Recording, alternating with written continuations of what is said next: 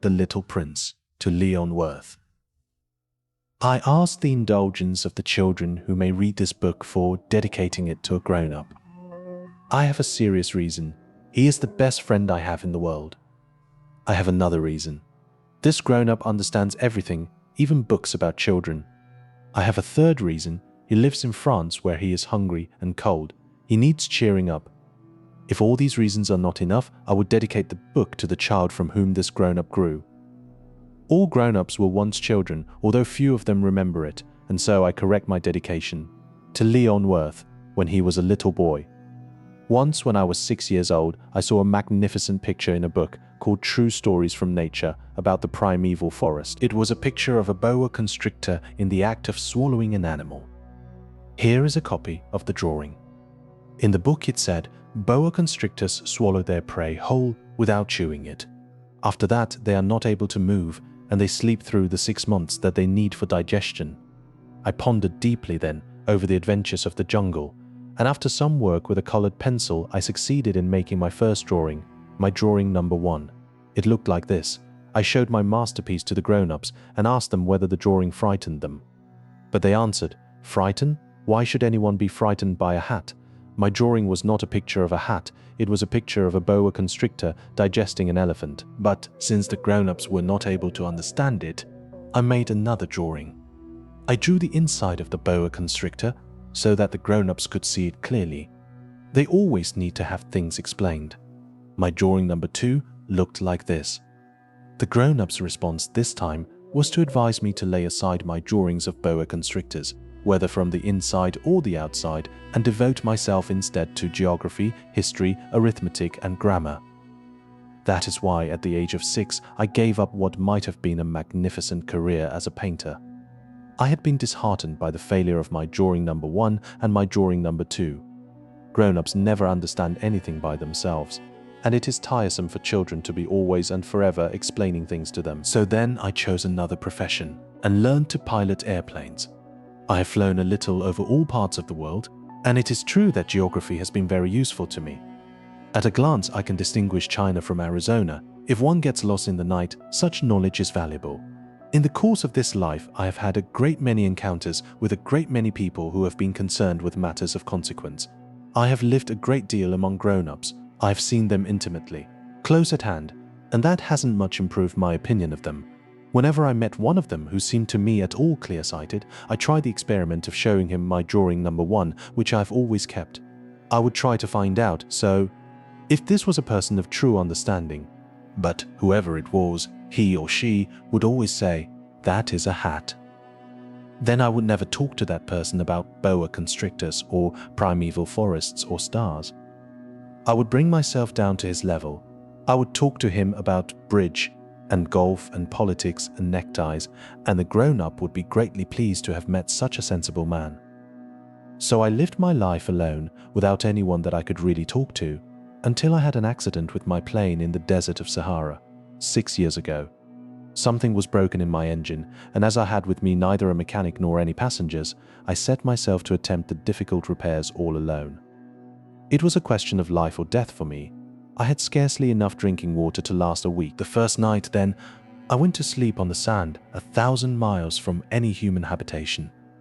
I was more isolated than a shipwrecked sailor on a raft in the middle of the ocean. Thus you can imagine my amazement at sunrise when I was awakened by an odd little voice. It said, "If you please, draw me a sheep." What? Draw me a sheep? I jumped to my feet, completely thunderstruck. I blinked my eyes hard. I looked carefully all around me, and I saw a most extraordinary small person who stood there examining me with great seriousness. Here you may see the best portrait that, later, I was able to make of him, but my drawing is certainly very much less charming than its model.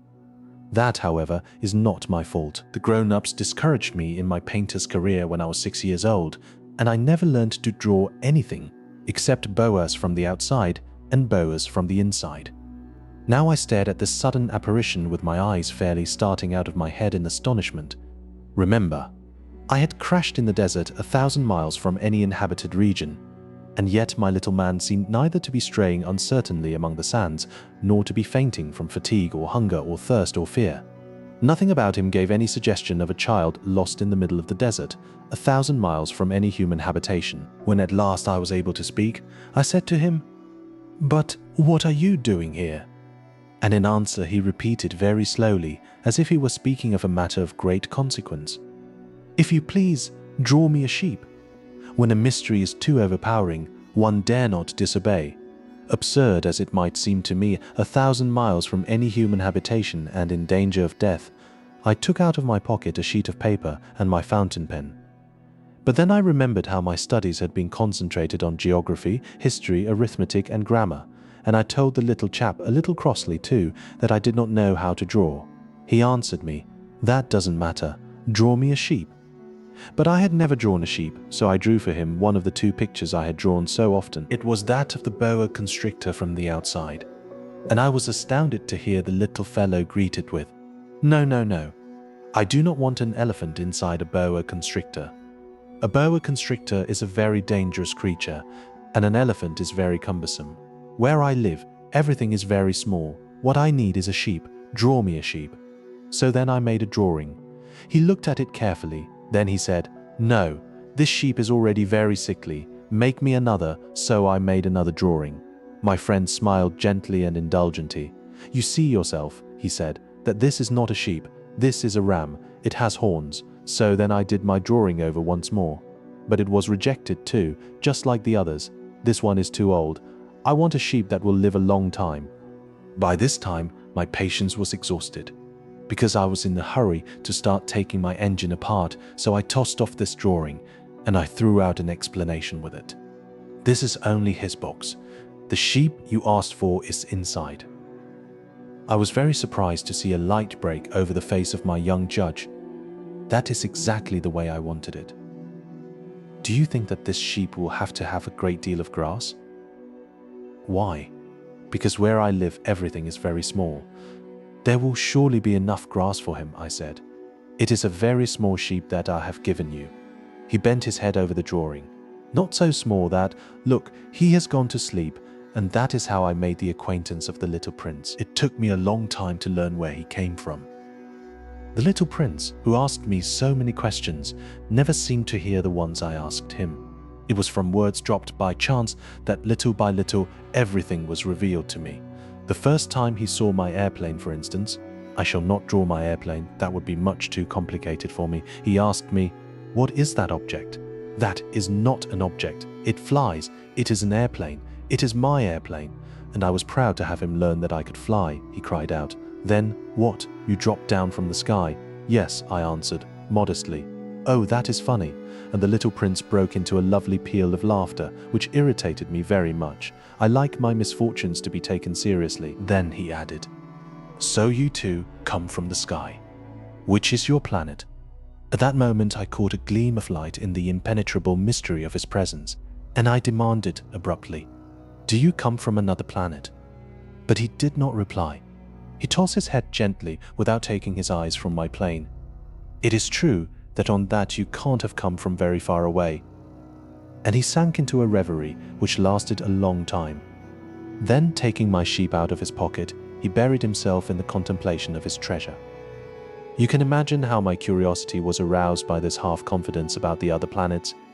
I made a great effort, therefore, to find out more on this subject. "My little man, where do you come from? What is this where I live, of which you speak? Where do you want to take your sheep?" After a reflective silence, he answered, "The thing that is so good about the box you have given me is that at night he can use it as his house." "That is so, and if you are good, I will give you a string too, so that you can tie him during the day and a post to tie him to." But the little prince seemed shocked by this offer. "Tie him? What a queer idea.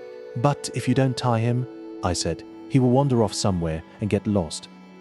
My friend broke into another peal of laughter. "But where do you think he would go?" "Anywhere, straight ahead of him." Then the little prince said earnestly, "That doesn't matter. Where I live, everything is so small."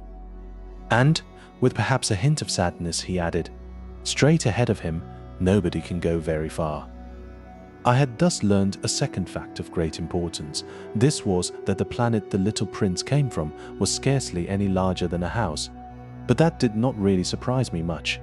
I knew very well that in addition to the great planets such as the Earth, Jupiter, Mars, Venus, to which we have given names, there are also hundreds of others, some of which are so small that one has a hard time seeing them through the telescope. When an astronomer discovers one of these, he does not give it a name, but only a number. He might call it, for example, Asteroid 325. I have serious reason to believe that the planet from which the little prince came is the asteroid known as B612. This asteroid has only once been seen through the telescope. That was by a Turkish astronomer in 1909. On making his discovery, the astronomer had presented it to the International Astronomical Congress in a great demonstration.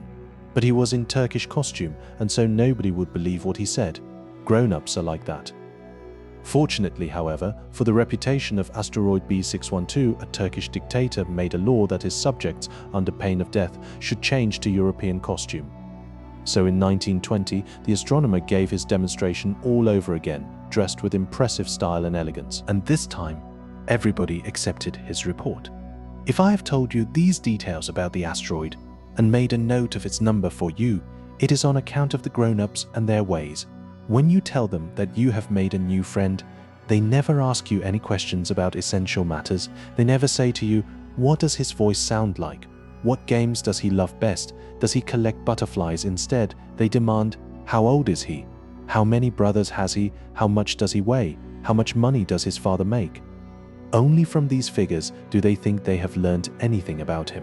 If you were to say to the grown-ups, I saw a beautiful house made of rosy brick with geraniums in the windows and doves on the roof, they would not be able to get any idea of that house at all.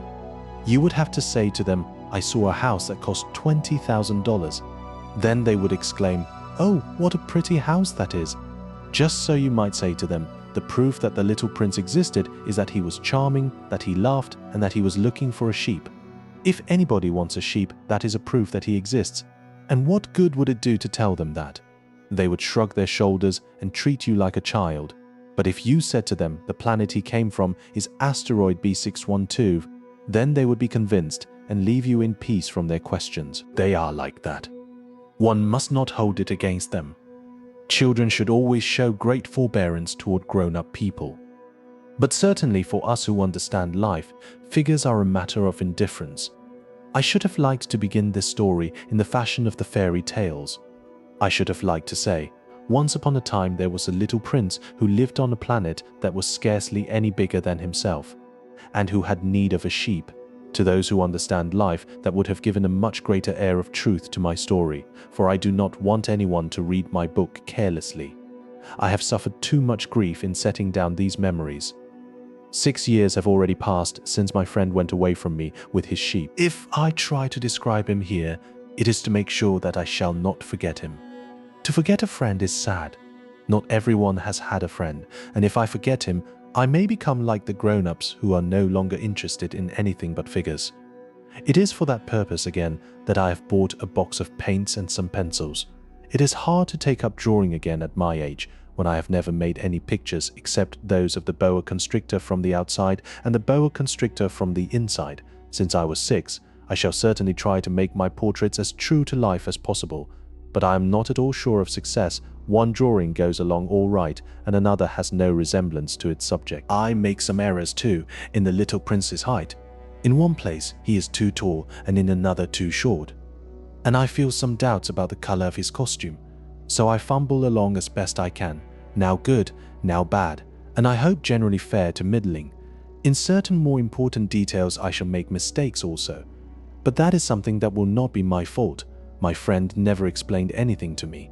He thought perhaps that I was like himself, but I, alas, do not know how to see sheep through the walls of boxes.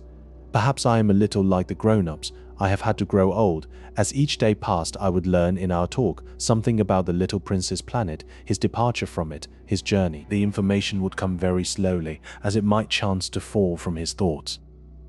It was in this way that I heard on the 3rd day about the catastrophe of the Baobabs. This time, once more, I had the sheep to thank for it. For the little prince asked me abruptly, as if seized by a grave doubt, "It is true, isn't it, that sheep eat little bushes?" "Yes, that is true." "Ah, I am glad. I did not understand why it was so important that sheep should eat little bushes, but the little prince added, "Then it follows that they also eat baobabs?" I pointed out to the little prince that baobabs were not little bushes, but, on the contrary, trees as big as castles, and that even if he took a whole herd of elephants away with him, the herd would not eat up one single baobab. The idea of the herd of elephants made the little prince laugh. "We would have to put them one on top of the other," he said, but he made a wise comment. "Before they grow so big, the baobabs start out by being little." "That is strictly correct," I said. "But why do you want the sheep to eat the little baobabs?" He answered me at once, "Oh, come, come," as if he was speaking of something that was self-evident, and I was obliged to make a great mental effort to solve this problem without any assistance. Indeed, as I learned, there were on the planet where the little prince lived, as on all planets, good plants and bad plants. In consequence, there were good seeds from good plants and bad seeds from bad plants. But seeds are invisible. They sleep deep in the heart of the earth's darkness until someone among them is seized with the desire to awaken. Then this little seed will stretch itself and begin, timidly at first, to push a charming little sprig offensively upward toward the sun. If it is only a sprout of radish or the sprig of a rose bush, one would let it grow wherever it might wish. But when it is a bad plant, one must destroy it as soon as possible, the very first instant that one recognizes it. Now there were some terrible seeds on the planet that was the home of the little prince, and these were the seeds of the baobab. The soil of that planet was infested with them. A baobab is something you will never be able to get rid of if you attend to it too late. It spreads over the entire planet. It bores clear through it with its roots. And if the planet is too small and the baobabs are too many, they split it in pieces. It is a question of discipline, the little prince said to me later on. When you've finished your own toilet in the morning, then it is time to attend to the toilet of your planet. Just so, with the greatest care. You must see to it that you pull up regularly all the baobabs, at the very first moment when they can be distinguished from the rose bushes which they resemble so closely in their earliest youth. It is very tedious work, the little prince added, but very easy. And one day he said to me, "You ought to make a beautiful drawing so that the children where you live can see exactly how all this is. That would be very useful to them if they were to travel someday sometimes," he added. "There is no harm in putting off a piece of work until another day, but when it is a matter of baobabs, that always means a catastrophe." I knew a planet that was inhabited by a lazy man. He neglected 3 little bushes. So, as the little prince described it to me, I have made a drawing of that planet. I do not much like to take the tone of a moralist, but the danger of the baobabs is so little understood, and such considerable risks would be run by anyone who might get lost on an asteroid, that for once I am breaking through my reserve. Children, I say plainly, watch out for the baobabs. My friends, like myself, have been skirting this danger for a long time, without ever knowing it. And so it is for them that I have worked so hard over this drawing. The lesson which I pass on by this means is worth all the trouble it has cost me. Perhaps you will ask me, why are there no other drawing in this book as magnificent and impressive as this drawing of the baobabs? The reply is simple. I have tried, but with the others I have not been successful. When I made the drawing of the baobabs, I was carried beyond myself by the inspiring force of urgent necessity. Oh, little prince, bit by bit, I came to understand the secrets of your sad little life. For a long time, you had found your only entertainment in the quiet pleasure of looking at the sunset. I learned that new detail on the morning of the 4th day, when you said to me, "I am very fond of sunsets. Come, let us go look at a sunset now." "But we must wait," I said. "Wait for what? For the sunset? We must wait until it is time." At first you seemed to be very much surprised, and then you laughed to yourself. You said to me, "I am always thinking that I am at home." Just so. Everybody knows that when it is noon in the United States, the sun is setting over France. If you could fly to France in 1 minute, you could go straight into the sunset, right from noon. Unfortunately, France is too far away for that.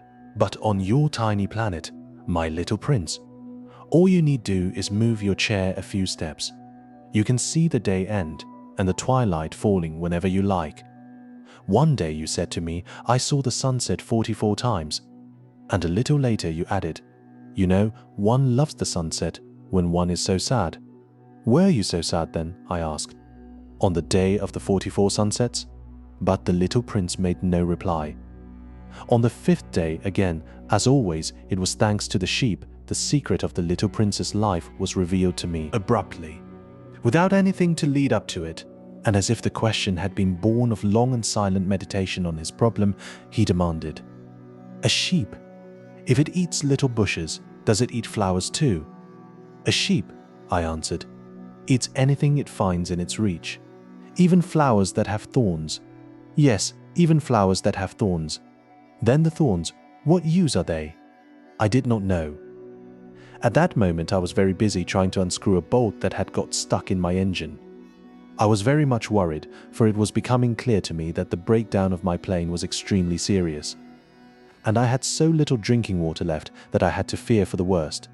The thorns, what use are they? The little prince never let go of a question once he had asked it. As for me, I was upset over that bolt, and I answered with the first thing that came into my head. The thorns are of no use at all. Flowers have thorns just for spite. Oh, there was a moment of complete silence. Then the little prince flashed back at me with a kind of resentfulness. "I don't believe you. Flowers are weak creatures. They are nefei. They reassure themselves as best they can. They believe that their thorns are terrible weapons." I did not answer. At that instant, I was saying to myself, if this bolt still won't turn, I'm going to knock it out with a hammer. Again, the little prince disturbed my thoughts. "And you actually believe that the flowers—" "Oh, no," I cried. No, I don't believe anything. I answered you with the first thing that came into my head. Don't you see? I'm very busy with matters of consequence." He stared at me, thunderstruck. Matters of consequence. He looked at me there, with my hammer in my hand, my fingers black with engine grease, bending down over an object which seemed to him extremely ugly. "You talk just like the grown-ups. That made me a little ashamed." But he went on, relentlessly, "You mix everything up together. You confuse everything." He was really very angry. He tossed his golden curls in the breeze. "I know a planet where there is a certain red-faced gentleman. He has never smelled a flower. He has never looked at a star. He has never loved anyone. He has never done anything in his life but add up figures. And all day he says over and over, just like you, 'I'm busy with matters of consequence.' And that makes him swell up with pride. But he is not a man. He is a mushroom." "A what?" "A mushroom." The little prince was now white with rage. "The flowers have been growing thorns for millions of years. For millions of years the sheep have been eating them just the same. And is it not a matter of consequence to try to understand why the flowers go to so much trouble to grow thorns which are never of any use to them? Is the warfare between the sheep and the flowers not important? Is this not of more consequence than a fat red-faced gentleman's sums? And if I know, I, myself, one flower which is unique in the world, which grows nowhere but on my planet, but which one little sheep can destroy in a single bite some morning without even noticing what he is doing? Oh, you think that is not important?" His face turned from white to red as he continued. "If someone loves a flower of which just one single blossom grows in all the millions and millions of stars, it is enough to make him happy just to look at the stars. He can say to himself, somewhere, my flower is there. But if the sheep eats the flower, in one moment all his stars will be darkened. And you think that is not important?" He could not say anything more. His words were choked by sobbing. The night had fallen. I had let my tools drop from my hands. Of what moment now was my hammer, my bolt, or thirst, or death? On one star, one planet, my planet, the Earth, there was a little prince to be comforted. I took him in my arms and rocked him. I said to him, "The flower that you love is not in danger. I will draw you a muzzle for your sheep. I will draw you a railing to put around your flower. I did not know what to say to him. I felt awkward and blundering. I did not know how I could reach him, where I could overtake him and go on hand in hand with him once more. It is such a secret place, the land of tears. I soon learned to know this flower better. On the little prince's planet, the flowers had always been very simple. They had only one ring of petals. They took up no room at all. They were a trouble to nobody. One morning they would appear in the grass, and by night they would have faded peacefully away. But one day, from a seed blown from no one knew where, a new flower had come up, and the little prince had watched very closely over this small sprout, which was not like any other small sprouts on his planet. It might, you see, have been a new kind of baobab. The shrub soon stopped growing and began to get ready to produce a flower. The little prince, who was present at the first appearance of a huge bud, felt at once that some sort of miraculous apparition must emerge from it. But the flower was not satisfied to complete the preparations for her beauty in the shelter of her green chamber. She chose her colors with the greatest care. She adjusted her petals one by one. She did not wish to go out into the world all rumpled like the field poppies. It was only in the full radiance of her beauty that she wished to appear. Oh yes, she was a coquettish creature, and her mysterious adornment lasted for days and days. Then one morning, exactly at sunrise, she suddenly showed herself, and after working with all this painstaking precision, she yawned and said, "Ah, I am scarcely awake. I beg that you will excuse me. My petals are still all disarranged." But the little prince could not restrain his admiration. "Oh, how beautiful you are! Am I not?" the flower responded sweetly. "And I was born at the same moment as the sun." The little prince could guess easily enough that she was not any too modest, but how moving and exciting she was. "I think it is time for breakfast," she added an instant later. "If you would have the kindness to think of my needs," and the little prince, completely abashed, went to look for a sprinkling can of fresh water. So he tended the flower. So too she began very quickly to torment him with her vanity, which was, if the truth be known, a little difficult to deal with. One day, for instance, when she was speaking of her 4 thorns, she said to the little prince, "Let the tigers come with their claws." "There are no tigers on my planet," the little prince objected. "And anyway, tigers do not eat weeds."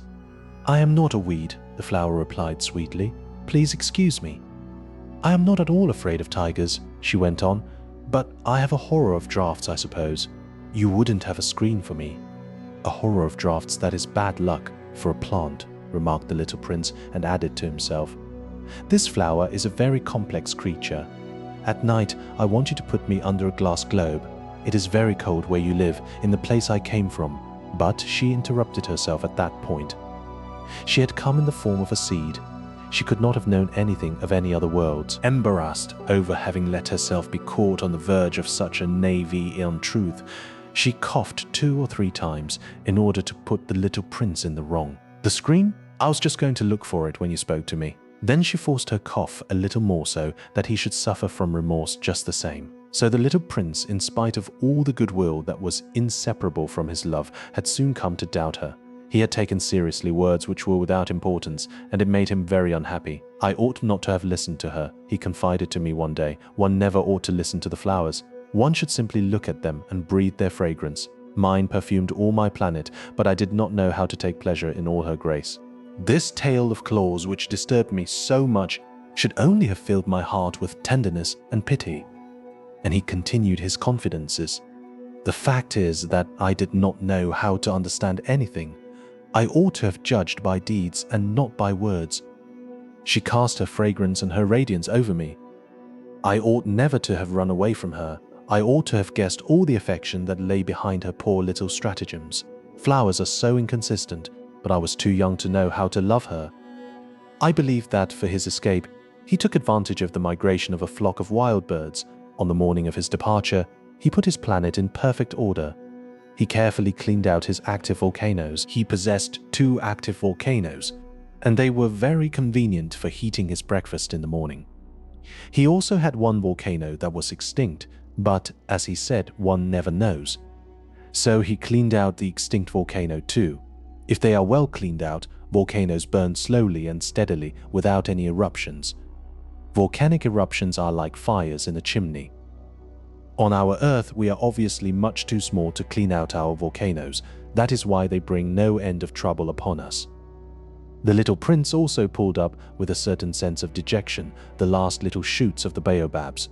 He believed that he would never want to return, but on this last morning all these familiar tasks seemed very precious to him. And when he watered the flower for the last time and prepared to place her under the shelter of her glass globe, he realized that he was very close to tears. "Goodbye," he said to the flower. But she made no answer. "Goodbye," he said again. The flower coughed, but it was not because she had a cold.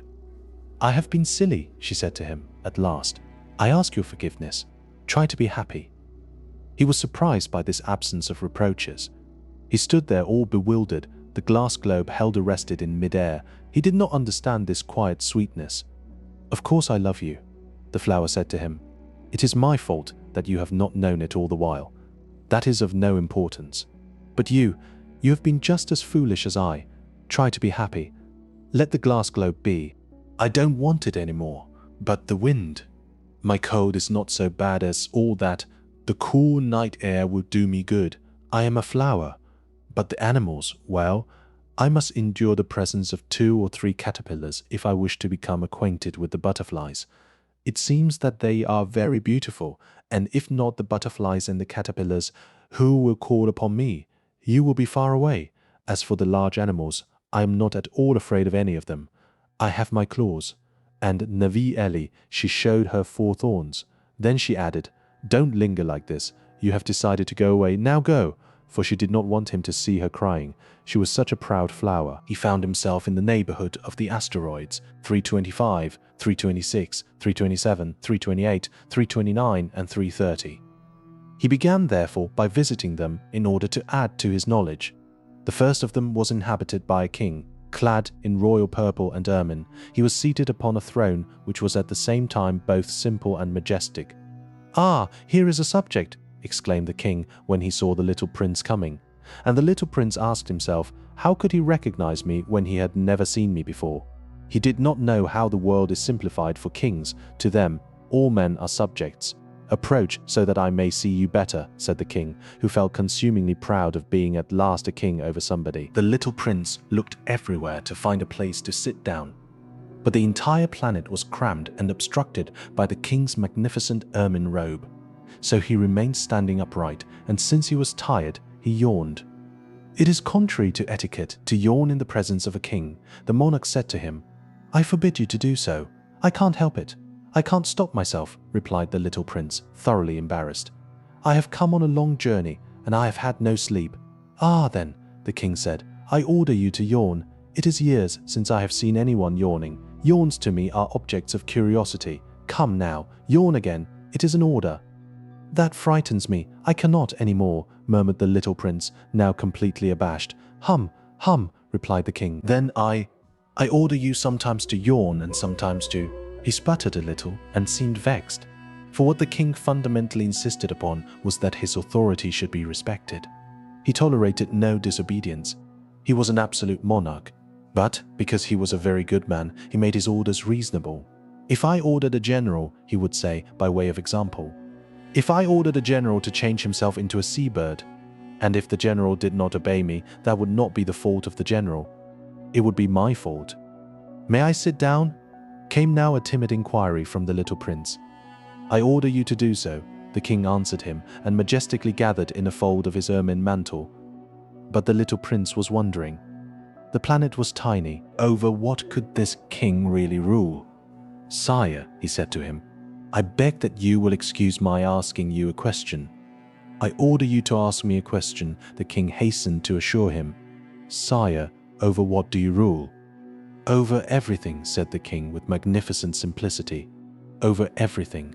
The king made a gesture which took in his planet, the other planets, and all the stars. "Over all that?" asked the little prince. "Over all that," the king answered, "for his rule was not only absolute, it was also universal, and the stars obey you." "Certainly they do," the king said. "They obey instantly. I do not permit insubordination." Such power was a thing for the little prince to marvel at. If he had been master of such complete authority, he would have been able to watch the sunset, not 44 times in one day, but 72, or even 100, or even 200 times, without ever having to move his chair. And because he felt a bit sad as he remembered his little planet which he had forsaken, he plucked up his courage to ask the king a favor. "I should like to see a sunset. Do me that kindness. Order the sun to set." If I ordered a general to fly from one flower to another like a butterfly, or to write a tragic drama, or to change himself into a seabird, and if the general did not carry out the order that he had received, which one of us would be in the wrong? The king demanded. "The general or myself?" "You," said the little prince firmly. "Exactly. One must require from each one the duty which each one can perform," the king went on. "Accepted authority rests first of all on reason. If you ordered your people to go and throw themselves into the sea, they would rise up in revolution. I have the right to require obedience because my orders are reasonable." "Then my son said?" The little prince reminded him, for he never forgot a question once he had asked it. "You shall have your sunset, I shall command it. But, according to my science of government, I shall wait until conditions are favorable." "When will that be?" inquired the little prince. "Hum, hum," replied the king, and before saying anything else, he consulted a bulky almanac. "Hum, hum, that will be about, that will be this evening, about 20 minutes to 8. And you will see how well I am obeyed." The little prince yawned. He was regretting his lost sunset. And then too, he was already beginning to be a little bored. "I have nothing more to do here," he said to the king. "So I shall set out on my way again." "Do not go," said the king, who was very proud of having a subject. "Do not go, I will make you a minister." "Minister of what?" "Minister of justice." "But there is nobody here to judge." "We do not know that," the king said to him. "I have not yet made a complete tour of my kingdom. I am very old. There is no room here for a carriage, and it tires me to walk." "Oh, but I have looked already," said the little prince, turning around to give one more glance to the other side of the planet. On that side, as on this, there was nobody at all. "Then you shall judge yourself," the king answered. "That is the most difficult thing of all. It is much more difficult to judge oneself than to judge others. If you succeed in judging yourself rightly, then you are indeed a man of true wisdom." "Yes," said the little prince, "but I can judge myself anywhere. I do not need to live on this planet." "Hum, hum," said the king. "I have good reason to believe that somewhere on my planet there is an old rat. I hear him at night. You can judge this old rat. From time to time you will condemn him to death. Thus, his life will depend on your justice, but you will pardon him on each occasion, for he must be treated thriftily. He is the only one we have." "I," replied the little prince, "do not like to condemn anyone to death, and now I think I will go on my way." "No," said the king, but the little prince, having now completed his preparations for departure, had no wish to grieve the old monarch. "If your majesty wishes to be promptly obeyed," he said, "he should be able to give me a reasonable order. He should be able, for example, to order me to be gone by the end of 1 minute. It seems to me that conditions are favorable." As the king made no answer, the little prince hesitated a moment. Then, with a sigh, he took his leave. "I made you my ambassador," the king called out hastily. He had a magnificent air of authority. "The grown-ups are very strange," the little prince said to himself as he continued on his journey. The second planet was inhabited by a conceited man. Ah, I'm about to receive a visit from an admirer," he exclaimed from afar, when he first saw the little prince coming, for to conceited men, all other men are admirers. "Good morning," said the little prince. "That is a queer hat you are wearing." "It is a hat for salutes," the conceited man replied. "It is to raise in salute when people acclaim me. Unfortunately, nobody at all ever passes this way." "Yes," said the little prince, who did not understand what the conceited man was talking about. "Clap your hands, one against the other."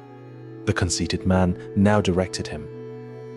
The little prince clapped his hands. The conceited man raised his hat in a modest salute. "This is more entertaining than the visit to the king," the little prince said to himself, and he began again to clap his hands, one against the other. The conceited man again raised his hat in salute. After 5 minutes of this exercise, the little prince grew tired of the game's monotony. "And what should one do to make the hat come down?" he asked, but the conceited man did not hear him.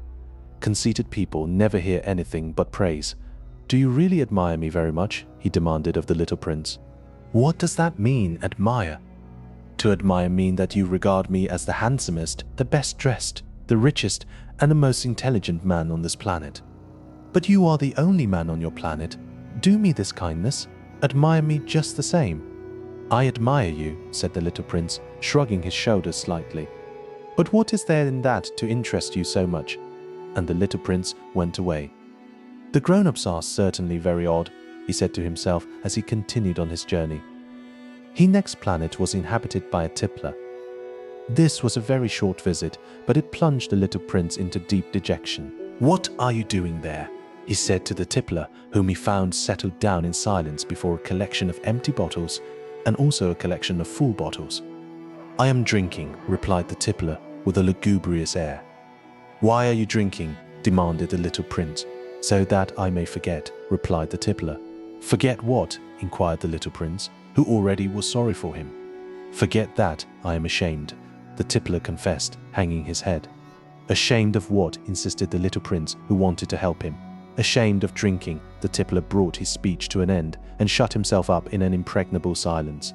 And the little prince went away, puzzled. "The grown-ups are certainly very, very odd," he said to himself as he continued on his journey. The fourth planet belonged to a businessman.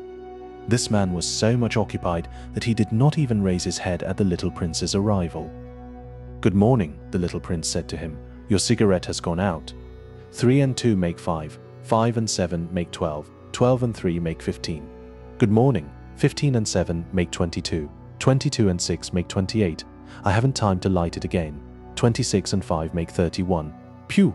Then that makes 501,622,731. 500 million what?" asked the little prince. Are you still there?" 501 million, I can't stop. I have so much to do. I am concerned with matters of consequence. I don't amuse myself with balderdash.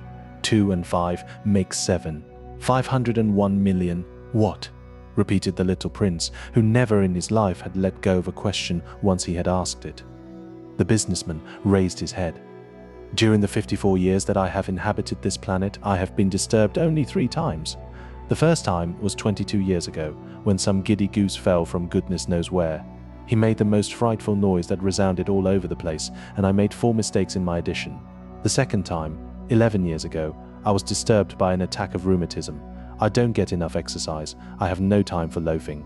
The third time, well, this is it. I was saying then, 501 millions. Millions of what?" The businessman suddenly realized that there was no hope of being left in peace until he answered this question. "Millions of those little objects," he said, "which one sometimes sees in the sky.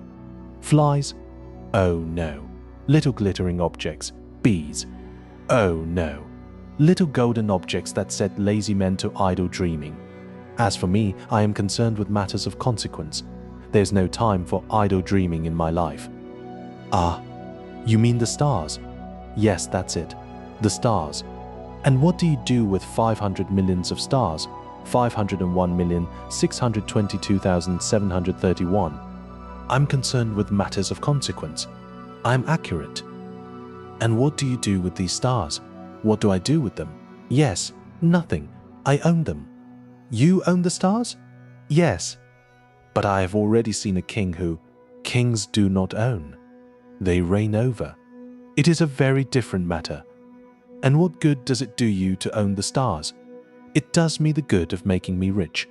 And what good does it do you to be rich? It makes it possible for me to buy more stars if any are ever discovered. This man, the little prince said to himself, reasons a little like my poor Tippler. Nevertheless, he still had some more questions. How is it possible for one to own the stars? To whom do they belong? The businessman retorted peevishly. I don't know, to nobody. Then they belong to me, because I was the first person to think of it. Is that all that is necessary?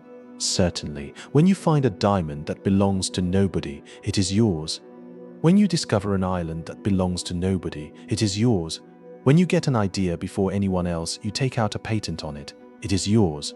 So, with me, I own the stars, because nobody else before me ever thought of owning them. Yes, that is true, said the little prince. And what do you do with them? I administer them, replied the businessman. I count them and recount them. It is difficult, but I am a man who is naturally interested in matters of consequence. The little prince was still not satisfied. If I owned a silk scarf, he said, I could put it around my neck and take it away with me. If I owned a flower, I could pluck that flower and take it away with me. But you cannot pluck the stars from heaven. No, but I can put them in the bank. Whatever does that mean?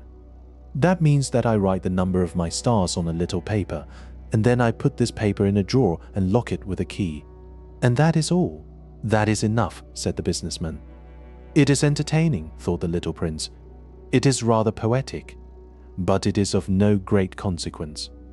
On matters of consequence, the little prince had ideas which were very different from those of the grown-ups. I myself own a flower, he continued his conversation with the businessman, which I water every day. I own 3 volcanoes, which I clean out every week, for I also clean out the one that is extinct. One never knows. It is of some use to my volcanoes, and it is of some use to my flower that I own them. But you are of no use to the stars." The businessman opened his mouth, but he found nothing to say in answer, and the little prince went away.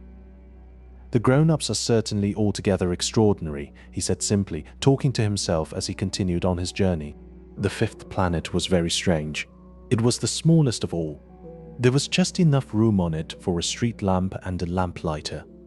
The little prince was not able to reach any explanation of the use of a street lamp and a lamplighter somewhere in the heavens on a planet which had no people and not one house, but he said to himself, "Nevertheless, it may well be that this man is absurd, but he is not so absurd as the king, the conceited man, the businessman, and the Tippler, for at least his work has some meaning. When he lights his street lamp, it is as if he brought one more star to life or one flower. When he puts out his lamp, he sends the flower or the star to sleep. That is a beautiful occupation, and since it is beautiful, it is truly useful." When he arrived on the planet, he respectfully saluted the lamplighter. "Good morning.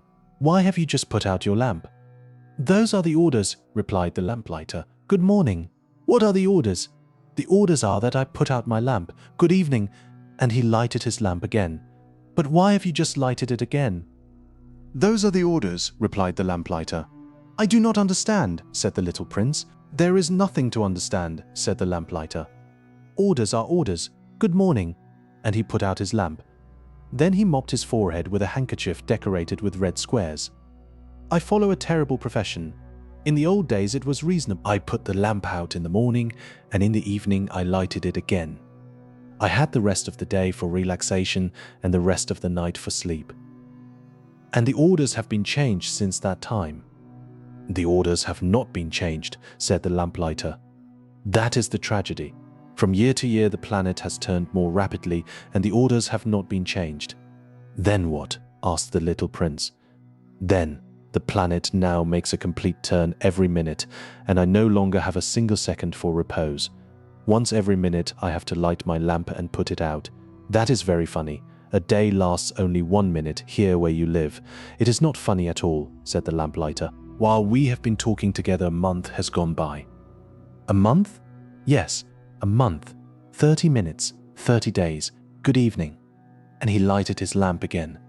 As the little prince watched him, he felt that he loved this lamplighter who was so faithful to his orders. He remembered the sunsets which he himself had gone to seek in other days merely by pulling up his chair, and he wanted to help his friend. "You know," he said, "I can tell you a way you can rest whenever you want to."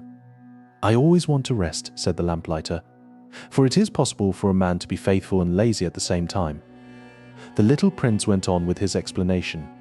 "Your planet is so small that 3 strides will take you all the way around it. To be always in the sunshine, you need only walk along rather slowly.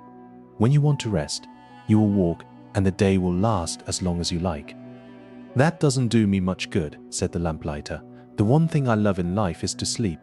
"Then you're unlucky," said the little prince. "I'm unlucky," said the lamplighter. "Good morning." And he put out his lamp. "That man," said the little prince to himself as he continued farther on his journey, "that man would be scorned by all the others, by the king, by the conceited man, by the Tippler, by the businessman. Nevertheless, he is the only one of them all who does not seem to me ridiculous. Perhaps that is because he is thinking of something else besides himself."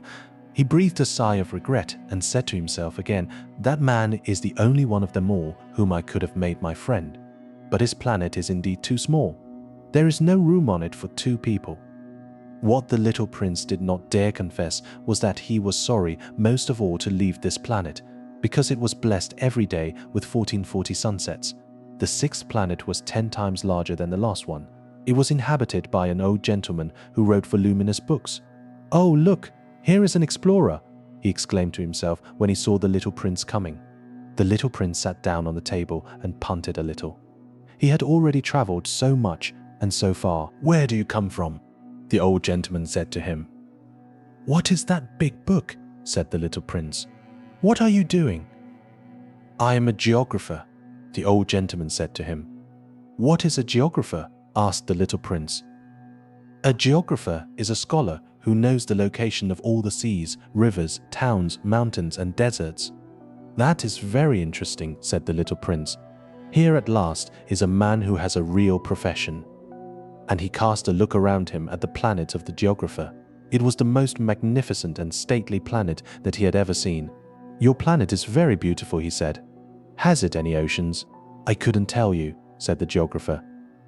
Ah, the little prince was disappointed. Has it any mountains? I couldn't tell you, said the geographer. And towns and rivers and deserts? I couldn't tell you that either. But you are a geographer. Exactly, the geographer said, but I am not an explorer. I haven't a single explorer on my planet. It is not the geographer who goes out to count the towns, the rivers, the mountains, the seas, the oceans, and the deserts. The geographer is much too important to go loafing about. He does not leave his desk, but he receives the explorers in his study. He asks them questions, and he notes down what they recall of their travels, and if the recollections of any one among them seem interesting to him, the geographer orders an inquiry into that explorer's moral character. Why is that? Because an explorer who told lies would bring disaster on the books of the geographer. So would an explorer who drank too much. Why is that? Asked the little prince. Because intoxicated men see double. Then the geographer would note down 2 mountains in a place where there was only one. I know someone, said the little prince, who would make a bad explorer. That is possible. Then, when the moral character of the explorer is shown to be good, an inquiry is ordered into his discovery. One goes to see it. No, that would be too complicated. But one requires the explorer to furnish proofs. For example, if the discovery in question is that of a large mountain, one requires that large stones be brought back from it. The geographer was suddenly stirred to excitement. But you? You come from far away. You are an explorer. You shall describe your planet to me. And having opened his big register, the geographer sharpened his pencil. The recitals of explorers are put down first in pencil. One waits until the explorer has furnished proofs before putting them down in ink. Well, said the geographer expectantly. Oh, where I live, said the little prince. It is not very interesting. It is all so small. I have 3 volcanoes. 2 volcanoes are active and the other is extinct, but one never knows. One never knows, said the geographer. I have also a flower. We do not record flowers, said the geographer. Why is that? The flower is the most beautiful thing on my planet. We do not record them, said the geographer, because they are ephemeral. What does that mean, ephemeral? Geographies, said the geographer, are the books which of all books are most concerned with matters of consequence. They never become old-fashioned. It is very rarely that a mountain changes its position. It is very rarely that an ocean empties itself of its waters. We write of eternal things. But extinct volcanoes may come to life again, the little prince interrupted. What does that mean? Ephemeral. Whether volcanoes are extinct or alive, it comes to the same thing for us, said the geographer. The thing that matters to us is the mountain. It does not change.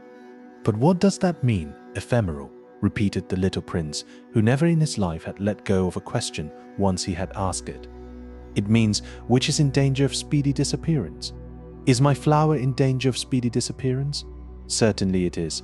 My flower is ephemeral, the little prince said to himself, and she has only 4 thorns to defend herself against the world, and I have left her on my planet, all alone. That was his first moment of regret, but he took courage once more. What place would you advise me to visit now? He asked. The planet Earth, replied the geographer. It has a good reputation. And the little prince went away thinking of his flower. So then the 7th planet was the Earth. The Earth is not just an ordinary planet one can count. There are 111 kings, not forgetting, to be sure, the Negro kings among them. 7,000 geographers, 900,000 businessmen, 500,000 tipplers, 311 million conceited men, that is to say, about 2,000,000 grown-ups. To give you an idea of the size of the Earth, I will tell you that before the invention of electricity, it was necessary to maintain, over the whole of the 6 continents, a veritable army of 462,511 lamplighters for the street lamps. Seen from a slight distance, that would make a splendid spectacle. The movements of this army would be regulated like those of the ballet and the opera. First would come the turn of the lamplighters of New Zealand and Australia. Having set their lamps alight, these would go off to sleep. Next, the lamplighters of China and Siberia would enter for their steps in the dance. and then they too would be waved back into the wings. After that would come the turn of the Lamplighters of Russia and the Indies, then those of Africa and Europe, then those of South America, then those of South America, then those of North America, and never would they make a mistake in the order of their entry upon the stage. It would be magnificent. Only the man who was in charge of the single lamp at the North Pole, and his colleague who was responsible for the single lamp at the South Pole, only these two would live free from toil and care. They would be busy twice a year. When one wishes to play the wit, he sometimes wanders a little from the truth. I have not been altogether honest in what I have told you about the Lamplighters, and I realize that I run the risk of giving a false idea of our planet to those who do not know it. Men occupy a very small place upon the earth. If the 2 billion inhabitants who people its surface were all to stand upright and somewhat crowded together, as they do for some big public assembly, they could easily be put into one public square 20 miles long and 20 miles wide. All humanity could be piled up on a small Pacific islet. The grown-ups, to be sure, will not believe you when you tell them that. They imagine that they fill a great deal of space. They fancy themselves as important as the Baobabs. You should advise them then to make their own calculations. They adore figures, and that will please them. But do not waste your time on this extra task. It is unnecessary. You have, I know, confidence in me. When the little prince arrived on the earth, he was very much surprised not to see any people. He was beginning to be afraid he had come to the wrong planet when a coil of gold, the color of the moonlight, flashed across the sand. "Good evening," said the little prince courteously. "Good evening," said the snake. "What planet is this on which I have come down?" asked the little prince. "This is the earth. This is Africa," the snake answered. "Ah, then there are no people on the earth. This is the desert. There are no people in the desert. The earth is large," said the snake. The little prince sat down on a stone and raised his eyes toward the sky. "I wonder," he said, "whether the stars are set alight in heaven so that one day each one of us may find his own again. Look at my planet. It is right there above us, but how far away it is. It is beautiful," the snake said. "What has brought you here?" "I have been having some trouble with a flower," said the little prince. "Ah," said the snake, and they were both silent. "Where are the men?" The little prince at last took up the conversation again. "It is a little lonely in the desert. It is also lonely among men," the snake said. The little prince gazed at him for a long time. "You are a funny animal," he said at last. "You are no thicker than a finger." "But I'm more powerful than the finger of a king," said the snake. The little prince smiled. "You're not very powerful. You haven't even any feet. You cannot even travel. I can carry you farther than any ship could take you," said the snake. He twined himself around the little prince's ankle like a golden bracelet. "Whomever I touch, I send back to the earth from whence he came." The snake spoke again. "But you are innocent and true, and you come from a star." The little prince made no reply. "You move me to pity. You are so weak on this earth made of granite," the snake said. "I can help you someday. If you grow too homesick for your own planet, I can." "Oh, I understand you very well," said the little prince. "But why do you always speak in riddles?" "I solved them all," said the snake, and they were both silent. The little prince crossed the desert and met with only one flower. It was a flower with 3 petals, a flower of no account at all. "Good morning," said the little prince. "Good morning," said the flower. "Where are the men?" the little prince asked politely. The flower had once seen a caravan passing. "Men," she echoed. "I think there are 6 or 7 of them in existence. I saw them several years ago, but one never knows where to find them. The wind blows them away, they have no roots, and that makes their life very difficult." "Goodbye," said the little prince. "Goodbye," said the flower. After that, the little prince climbed a high mountain. The only mountains he had ever known were the 3 volcanoes, which came up to his knees, and he used the extinct volcano as a footstool. "From a mountain as high as this one," he said to himself, "I shall be able to see the whole planet at one glance and all the people." But he saw nothing save peaks of rock that were sharpened like needles. "Good morning," he said courteously. "Good morning, good morning, good morning," answered the echo. "Who are you?" said the little prince. "Who are you? Who are you? Who are you?" answered the echo. "Be my friends. I am all alone," he said. "I am all alone, all alone, all alone," answered the echo. "What a queer planet," he thought. "It is altogether dry, and altogether pointed, and altogether harsh and forbidding, and the people have no imagination. They repeat whatever one says to them. On my planet, I had a flower. She always was the first to speak. But it happened that, after walking for a long time through sand and rocks and snow, the little prince at last came upon a road, and all roads lead to the abodes of men. "Good morning," he said. He was standing before a garden, all abloom with roses. "Good morning," said the roses. The little prince gazed at them. They all looked like his flower. "Who are you?" he demanded, thunderstruck. "We are roses," the roses said, and he was overcome with sadness. His flower had told him that she was the only one of her kind in all the universe, and here were 5,000 of them, all alike, in one single garden. She would be very much annoyed, he said to himself, if she should see that. She would cough most dreadfully, and she would pretend that she was dying, to avoid being laughed at. And I should be obliged to pretend that I was nursing her back to life, for if I did not do that, to humble myself also, she would really allow herself to die. Then, he went on with his reflections, I thought that I was rich, with a flower that was unique in all the world, and all I had was a common rose and 3 volcanoes that come up to my knees, and one of them perhaps extinct forever. That doesn't make me a very great prince. And he lay down in the grass and cried. And then the fox appeared. "Good morning," said the fox. "Good morning," the little prince responded politely, although when he turned around he saw nothing. "I am right here," the voice said, "under the apple tree." "Who are you?" asked the little prince and added, "You are very pretty to look at." "I am a fox," said the fox. "Come and play with me," proposed the little prince. "I am so unhappy." "I cannot play with you," the fox said. "I am not tamed." "Ah, please excuse me," said the little prince. But after some thought he added, "What does that mean, tame?" "You do not live here," said the fox. "What is it that you are looking for?" "I am looking for men," said the little prince. "What does that mean, tame?" "Men," said the fox. "They have guns, and they hunt. It is very disturbing. They also raise chickens. These are their only interests. Are you looking for chickens?" "No," said the little prince. "I'm looking for friends." "What does that mean, tame?" "It is an act too often neglected," said the fox.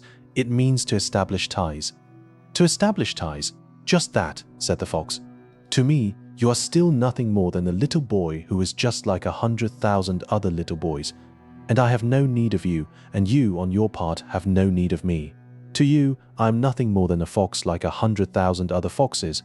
But if you tame me, then we shall need each other. To me, you will be unique in all the world. To you, I shall be unique in all the world." "I am beginning to understand," said the little prince. "There is a flower. I think that she has tamed me." "It is possible," said the fox. "On the earth one sees all sorts of things." "Oh, but this is not on the earth," said the little prince. The fox seemed perplexed and very curious. "On another planet?" "Yes." "Are there hunters on this planet?" "No." "Ah, that is interesting. Are there chickens?" "No." "Nothing is perfect," sighed the fox, but he came back to his idea. "My life is very monotonous," the fox said. "I hunt chickens. Men hunt me. All the chickens are just alike, and all the men are just alike, and in consequence I am a little bored. But if you tame me, it will be as if the sun came to shine on my life. I shall know the sound of a step that will be different from all the others. Other steps send me hurrying back underneath the ground. Yours will call me, like music out of my burrow. And then look, you see the grain fields down yonder. I do not eat bread. Wheat is of no use to me. The wheat fields have nothing to say to me, and that is sad. But you have hair that is the color of gold. Think how wonderful that will be when you have tamed me. The grain, which is also golden, will bring me back the thought of you, and I shall love to listen to the wind in the wheat." The fox gazed at the little prince for a long time. "Please tame me," he said. "I want to very much," the little prince replied, "but I have not much time. I have friends to discover and a great many things to understand." "One only understands the things that one tames," said the fox. "Men have no more time to understand anything. They buy things already made at the shops, but there is no shop anywhere where one can buy friendship. And so men have no friends anymore. If you want a friend, tame me. What must I do to tame you?" asked the little prince. "You must be very patient," replied the fox. "First you will sit down at a little distance from me, like that in the grass. I shall look at you out of the corner of my eye, and you will say nothing. Words are the source of misunderstandings, but you will sit a little closer to me every day." The next day the little prince came back. "It would have been better to come back at the same hour," said the fox. If, for example, you come at 4 o'clock in the afternoon, then at 3 o'clock I shall begin to be happy. I shall feel happier and happier as the hour advances. At 4 o'clock I shall already be worrying and jumping about. I shall show you how happy I am. But if you come at just any time, I shall never know at what hour my heart is to be ready to greet you. One must observe the proper rites. What is a rite? Asked the little prince. Those also are actions too often neglected, said the fox. They are what make one day different from other days, 1 hour from other hours. There is a rite, for example, among my hunters. Every Thursday they dance with the village girls. So Thursday is a wonderful day for me. I can take a walk as far as the vineyards. But if the hunters danced at just any time, every day would be like every other day, and I should never have any vacation at all. So the little prince tamed the fox, and when the hour of his departure drew near, "Ah," said the fox, "I shall cry." "It is your own fault," said the little prince. "I never wished you any sort of harm, but you wanted me to tame you." "Yes, that is so," said the fox. "But now you are going to cry," said the little prince. "Yes, that is so," said the fox. "Then it has done you no good at all." "It has done me good," said the fox, "because of the color of the wheat fields." And then he added, "Go and look again at the roses. You will understand now that yours is unique in all the world. Then come back to say goodbye to me, and I will make you a present of a secret." The little prince went away to look again at the roses. "You are not at all like my rose," he said. "As yet you are nothing. No one has tamed you, and you have tamed no one. You are like my fox when I first knew him. He was only a fox like 100,000 other foxes, but I have made him my friend, and now he is unique in all the world." And the roses were very much embarrassed. "You are beautiful, but you are empty," he went on. "One could not die for you. To be sure, an ordinary passerby would think that my rose looked just like you, the rose that belongs to me, but in herself alone, she's more important than all the hundreds of you other roses. Because it is she that I have watered, because it is she that I have put under the glass globe, because it is she that I have sheltered behind the screen, because it is for her that I have killed the caterpillars, except the 2 or 3 that we saved to become butterflies, because it is she that I have listened to when she grumbled or boasted, or even sometimes when she said nothing, because she is my rose." And he went back to meet the fox. "Goodbye," he said. "Goodbye," said the fox. "And now here is my secret. A very simple secret. It is only with the heart that one can see rightly. What is essential is invisible to the eye." The little prince repeated so that he would be sure to remember. "It is the time you have wasted for your rose that makes your rose so important." "It is the time I have wasted for my rose," said the little prince, so that he would be sure to remember. "Men have forgotten this truth," said the fox, "but you must not forget it. You become responsible forever for what you have tamed. You are responsible for your rose." "I am responsible for my rose," the little prince repeated, so that he would be sure to remember. "Good morning," said the little prince. "Good morning," said the railway switchman. "What do you do here?" the little prince asked. "I sort out travelers in bundles of 1,000, said the switchman. "I send off the trains that carry them, now to the right, now to the left." And a brilliantly lighted express train shook the switchman's cabin as it rushed by with a roar like thunder. "They are in a great hurry," said the little prince. "What are they looking for?" "Not even the locomotive engineer knows that," said the switchman. And a second brilliantly lighted express thundered by in the opposite direction. "Are they coming back already?" demanded the little prince. "These are not the same ones," said the switchman. "It is an exchange." "Were they not satisfied where they were?" asked the little prince. "No one is ever satisfied where he is," said the switchman. And they heard the roaring thunder of a third brilliantly lighted express. "Are they pursuing the first travelers?" demanded the little prince. "They are pursuing nothing at all," said the switchman. "They are asleep in there, or if they are not asleep, they are yawning. Only the children are flattening their noses against the window panes." "Only the children know what they are looking for," said the little prince. "They waste their time over a rag doll, and it becomes very important to them, and if anybody takes it away from them, they cry." "They are lucky," the switchman said. "Good morning," said the little prince. "Good morning," said the merchant. This was a merchant who sold pills that had been invented to quench thirst. You need only swallow 1 pill a week, and you would feel no need of anything to drink. "Why are you selling those?" asked the little prince. "Because they save a tremendous amount of time," said the merchant. computations have been made by experts. With these pills, you save 53 minutes in every week. And what do I do with those 53 minutes? Anything you like. As for me, said the little prince to himself, if I had 53 minutes to spend as I liked, I should walk at my leisure toward a spring of fresh water. It was now the 8th day since I had had my accident in the desert, and I had listened to the story of the merchant as I was drinking the last drop of my water supply. Ah, I said to the little prince, these memories of yours are very charming, but I have not yet succeeded in repairing my plane. I have nothing more to drink, and I too should be very happy if I could walk at my leisure toward a spring of fresh water. My friend the fox, the little prince said to me, my dear little man, this is no longer a matter that has anything to do with the fox. Why not? Because I am about to die of thirst. He did not follow my reasoning, and he answered me, it is a good thing to have had a friend, even if one is about to die. I, for instance, am very glad to have had a fox as a friend. He has no way of guessing the danger, I said to myself. He has never been either hungry or thirsty. A little sunshine is all he needs. But he looked at me steadily and replied to my thought, I am thirsty too. Let us look for a well. I made a gesture of weariness. It is absurd to look for a well at random in the immensity of the desert. But nevertheless, we started walking. When we had trudged along for several hours in silence, the darkness fell and the stars began to come out. Thirst had made me a little feverish, and I looked at them as if I were in a dream. The little prince's last words came reeling back into my memory. Then you are thirsty too, I demanded.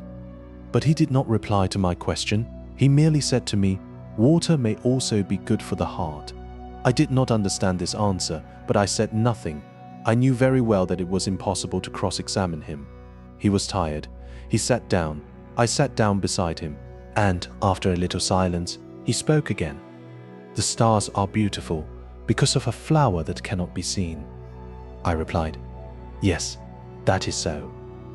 And without saying anything more, I looked across the ridges of sand that were stretched out before us in the moonlight. The desert is beautiful, the little prince added. And that was true. I have always loved the desert. One sits down on a desert sand dune, sees nothing, hears nothing. Yet through the silence something throbs and gleams. What makes the desert beautiful, said the little prince, is that somewhere it hides a well. I was astonished by a sudden understanding of that mysterious radiation of the sands.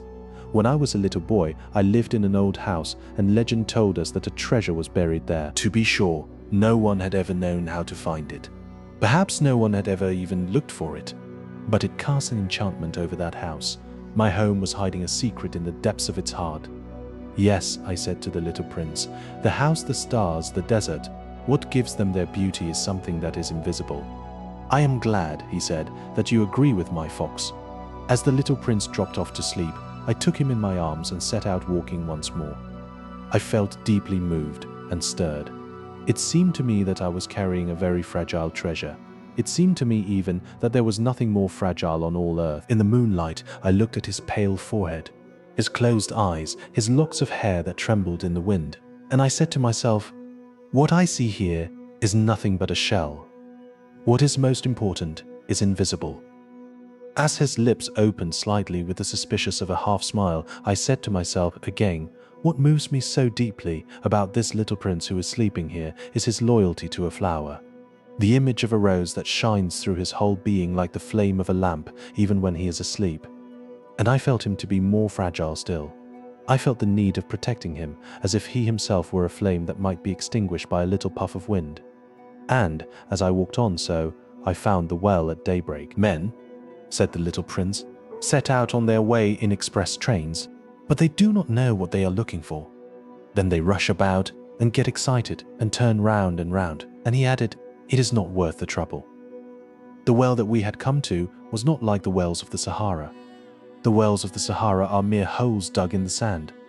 This one was like a well in a village, but there was no village here, and I thought I must be dreaming.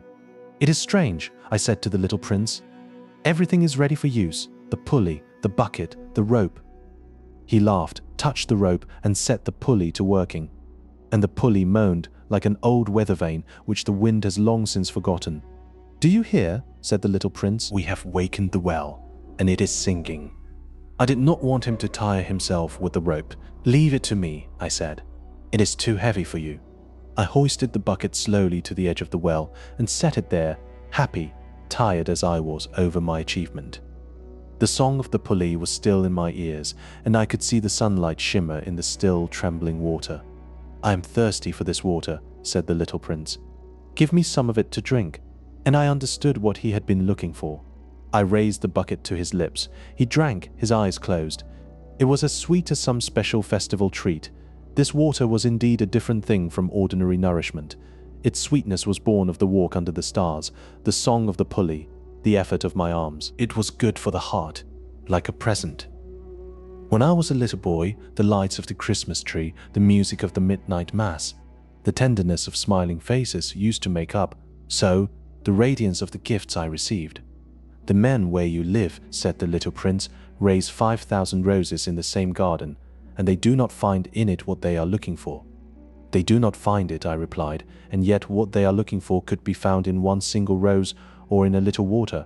"Yes, that is true," I said, and the little prince added, "but the eyes are blind, one must look with the heart." I had drunk the water. I breathed easily. At sunrise the sand is the color of honey. And that honey color was making me happy too. What brought me then? This sense of grief? "You must keep your promise," said the little prince, softly, as he sat down beside me once more. "What promise?" "You know, a muzzle for my sheep. I am responsible for this flower." I took my rough drafts of drawings out of my pocket.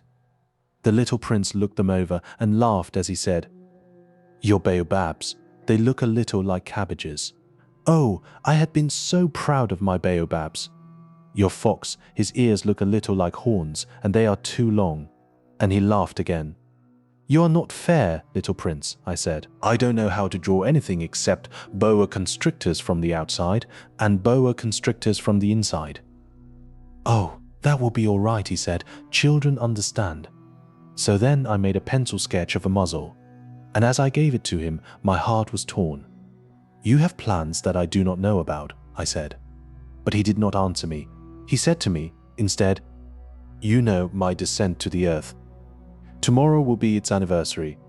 Then, after a silence, he went on, "I came down very near here," and he flushed. And once again, without understanding why, I had a queer sense of sorrow. One question, however, occurred to me. Then it was not by chance that on the morning when I first met you, a week ago, you were strolling along like that, all alone, 1,000 miles from any inhabited region. You were on your back to the place where you landed. The little prince flushed again, and I added, with some hesitancy, "Perhaps it was because of the anniversary?" The little prince flushed once more. He never answered questions, but when one flushes, does that not mean yes? "Ah," I said to him, "I am a little frightened." But he interrupted me. "Now you must work. You must return to your engine. I will be waiting for you here. Come back tomorrow evening." But I was not reassured. I remembered the fox. One runs the risk of weeping a little if one lets himself be tamed.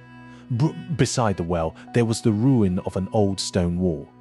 When I came back from my work, the next evening, I saw from some distance away my little prize sitting on top of a wall with his feet dangling, and I heard him say, "Then you don't remember?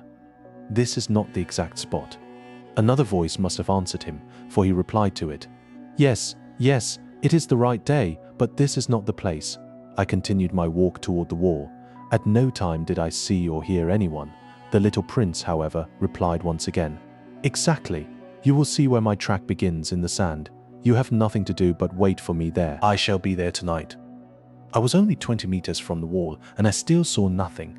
After a silence, the little prince spoke again. "You have good poison. You are sure that it will not make me suffer too long?" I stopped in my tracks, my heart torn asunder, but still I did not understand. "Now go away," said the little prince. "I want to get down from the wall." I dropped my eyes then to the foot of the wall, and I leaped into the air. There before me, facing the little prince, was one of those yellow snakes that take just 30 seconds to bring your life to an end.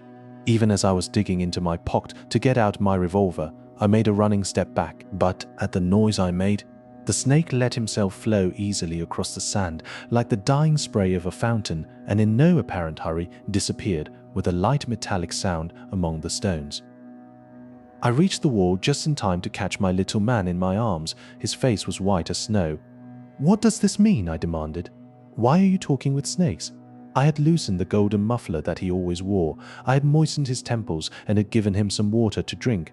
And now I did not dare ask him any more questions. He looked at me very gravely and put his arms around my neck.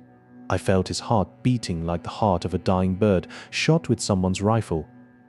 "I'm glad that you have found what was the matter with your engine," he said. "Now you can go back home." "How do you know about that?" I was just coming to tell him that my work had been successful beyond anything that I had dared to hope. He made no answer to my question, but he added, "I too am going back home today." Then, sadly, "It is much farther, it is much more difficult." I realized clearly that something extraordinary was happening. I was holding him close in my arms as if he were a little child, and yet it seemed to me that he was rushing headlong toward an abyss from which I could do nothing to restrain him. His look was very serious, like someone lost far away. "I have your sheep, and I have the sheep's box, and I have the muzzle." And he gave me a sad smile. I waited a long time. I could see that he was reviving little by little. "Dear little man," I said to him, "you are afraid." He was afraid. There was no doubt about that, but he laughed lightly. "I shall be much more afraid this evening." Once again I felt myself frozen by the sense of something irreparable. And I knew that I could not bear the thought of never hearing that laughter any more. For me, it was like a spring of fresh water in the desert. "Little man," I said, "I want to hear you laugh again." But he said to me, "Tonight it will be a year. My star, then, can be found right above the place where I came to the earth a year ago." "Little man," I said, "tell me that it is only a bad dream, this affair of the snake and the meeting place and the star." But he did not answer my plea. He said to me, instead, "The thing that is important is the thing that is not seen." Yes, I know, it is just as it is with the flower. If you love a flower that lives on a star, it is sweet to look at the sky at night. All the stars are abloom with flowers. Yes, I know, it is just as it is with the water. Because of the pulley and the rope, what you gave me to drink was like music. You remember how good it was. Yes, I know, and at night you will look up at the stars. Where I live, everything is so small that I cannot show you where my star is to be found. It is better like that. My star will just be one of the stars for you, and so you will love to watch all the stars in the heavens. They will all be your friends, and besides, I am going to make you a present. He laughed again. "Ah, little prince, dear little prince, I love to hear that laughter. That is my present. Just that. It will be as it was when we drank the water." "What are you trying to say?" "All men have the stars," he answered, "but they are not the same things for different people. For some who are travelers, the stars are guides. For others, they are no more than little lights in the sky. For others who are scholars, they are problems. For my businessmen, they were wealth. But all these stars are silent. You alone will have the stars, as no one else has them." "What are you trying to say?" "In one of the stars I shall be living. In one of them I shall be laughing.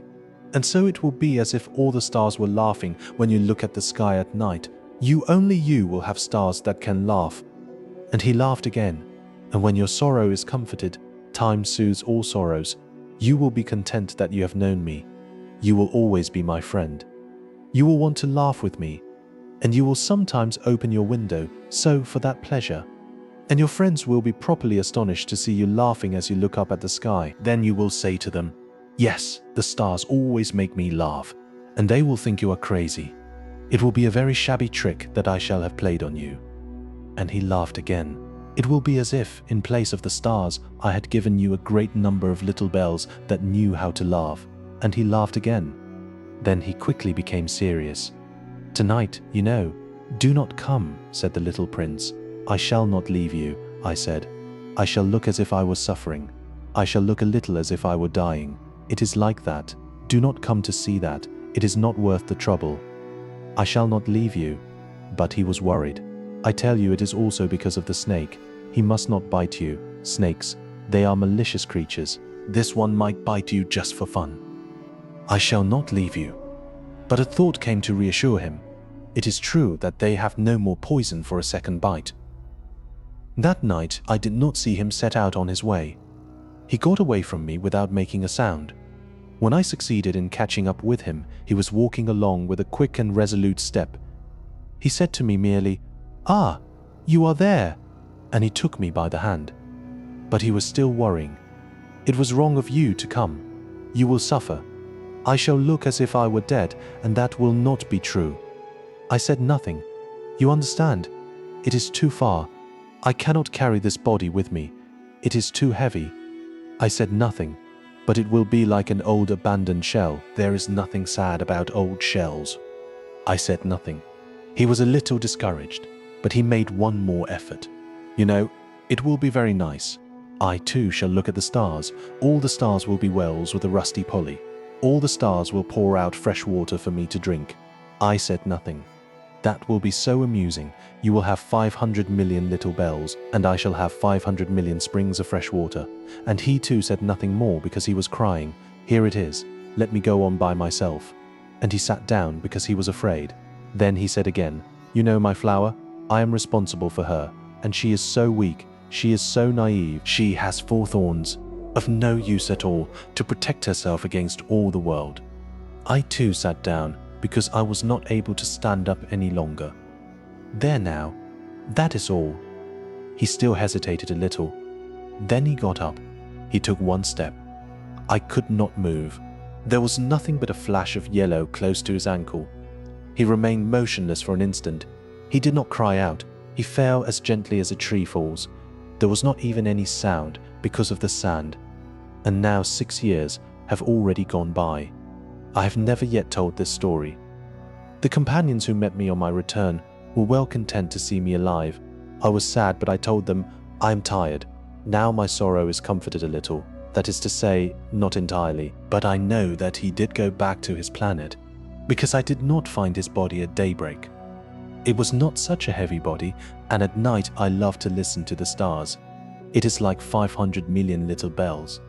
But there is one extraordinary thing. When I drew the muzzle for the little prince, I forgot to add the leather strap to it. He will never have been able to fasten it on his sheep. So now I keep wondering what is happening on his planet. Perhaps the sheep has eaten the flower. At one time I say to myself, surely not. The little prince shuts his flower under her glass globe every night, and he watches over his sheep very carefully.